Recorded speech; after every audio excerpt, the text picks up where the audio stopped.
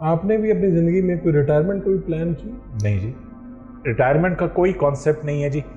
Western countries میں بھی جب تک آپ فٹ ہیں، دماغی اور جسمانی طور پہ کام کر رہے ہیں، امریکہ میں کوئی ریٹائرمنٹ کی عمر نہیں ہے. اور ابھی میں فرسٹ کلاس کام کر رہا ہوں.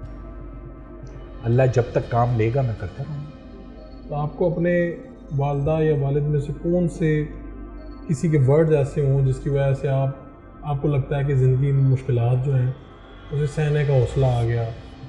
فرق میں پاکستان اپنی ماں کی وجہ سے آیا تھا جی. میرے رول ماڈل میری والدہ تھی. بڑی بہت ہی زیادہ پڑھی لکھی اور بہت عقل مند. اس زمانے کی 55 کی BA تھی، graduate Lahore college of women, اور پڑھی لکھی خدا خوف اور دلیر عورت. انہوں نے کہا تھا بیٹا یہاں آ جاؤ، جو کچھ تم یہاں کر سکو گے باہر نہیں کر سکو گے. تمہارا رزق اور تمہاری موت روز تمہارے پیچھے آئے گی. اور الحمدللہ میں آیا. دونوں والدین میں ان کے پاس ہی رہا. میرے ہاتھوں میں دونوں فوت ہوئے اور اللہ نے سعادت دی کہ ان کی خدمت کر سکیں. سو رول ماڈل والدہ. جب آپ کو تحویل میں لیا گیا تو واپس جب آپ آئے تو اس طرح کی بات پتہ چلی کہ اس وقت کچھ مشہور وکلاء سے رابطہ کیا گیا؟ دیکھیے میری والدہ ویل چیئر میں تھی جی، اور انہوں نے ویل چیئر میں میرا کیس لڑا. والد کو میرے آلزہائمرز تھی، وہ پہچانتے بھی نہیں تھے. تو والدہ نے جا کے ویل چیئر پہ کیس لڑا اور بڑی ہمت سے لڑا.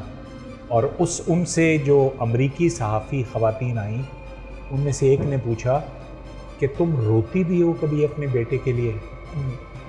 میری ماں نے اس سے پوچھا، انگریزی بہت اچھی بولتی تھی، اس سے پوچھا کہ تمہارے بچے ہیں؟ اس نے کہا ہاں جی ہے. تو انہوں نے کہا تم پھر کیسی ماں ہو کہ ایک ماں سے یہ سوال کر رہی ہو؟ اور انہوں نے کہا ہاں میں اپنے اللہ کے سامنے روتی ہوں، رات کو روتی ہوں، اور مجھے یقین ہے کہ میرا بچہ ضرور آئے گا واپس. آپ ذرا ان کا عزم دیکھیں.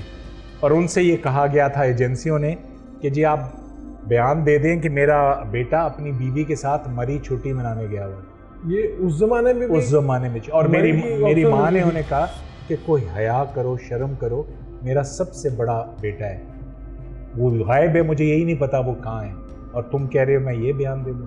اس وقت پاکستانی عدالتوں نے انٹروین کیا تھا. میں بڑا مشکور ہوں جی تصدق حسین جیلانی صاحب کو. یہ جج تھے لاہور ہائی کورٹ کے جنہوں نے میرا کیس سنا. جس کیس میں ISI کا نام آتا تھا کوئی جج نہیں سنتا. انہوں نے نہ صرف سنا بلکہ کہا کہ فلانی تاریخ کو میرے سامنے پیش کیا. اس بنا پہ 30ویں دن مجھے قید سے رہا کیا گیا اور لاہور مجھے پیش کیا گیا. اتنے دن جب آپ قید میں رہے جی تو آپ کے ساتھ کیا ان کا رویہ؟ مجھے مارا نہیں گیا جی، لیکن میرے منہ پہ کالا کپڑا ڈال کے پنڈی سے اسلام آباد لایا جاتا تھا جہاں سارے دن تفتیش ہوتی تھی، شام کو پھر واپس بھی. سارے امریکنز تھے جو تفتیش ہوتی تھی؟ ایک دو پاکستانی افسر ان کے سامنے بیٹھے ہوتے تھے اور کوئی 4 گورے اور گوریاں FBI اور CIA کی ہوتی تھی جو سوال پوچھتی تھی. تو آپ کا کہیں پہ ضبط آپ کا جواب نہیں دیا وہاں؟ نہیں جی، میں بڑے تحمل سے جواب دیتا رہا. انہوں نے میری وہ لائی ڈیٹیکٹر ٹیسٹ جو ہوتے ہیں وہ بھی کیے، اور شروع میں گھبراتا تھا، لیکن پھر جب وہ ٹیسٹ کرتے تھے تو میں سورت یاسین پڑھتا تھا اپنے دل میں، تو وہ ٹیسٹ بھی ان کے نیگیٹو ہونے شروع ہو گئے. پھر وہ جب میرا منہ ہلتا تھا تو ٹیبل پہ مارتے تھے مکے کہ تمہیں پڑھنے کی اجازت نہیں ہے. یعنی آپ جب الحمدللہ نہیں، لیکن آپ نے ان کو چکمہ دیا؟ کوئی چکمہ نہیں دیا جی. میں نے ان کے ٹیسٹ جو سوال پوچھتے تھے جواب دیتا تھا، دل میں قرآن مجید پڑھتا تھا تاکہ وہ ان کا ٹیسٹ نیگیٹو ہو، اور وہ ہوتا. اور پوچھتے کیا تھے انفارمیشن پہ؟ اس اسامہ بن لادن کے، میرے افغانستان کے ٹرپس کے، میری اور پاکستان میں کاموں وغیرہ کے وہ سوال پوچھتے. آپ کے کتنے بچے ہیں اور کیا وہ سب اسی شعبے میں؟ میرے 2 بیٹے ہیں جی ماشاءاللہ، دونوں ڈاکٹر ہیں.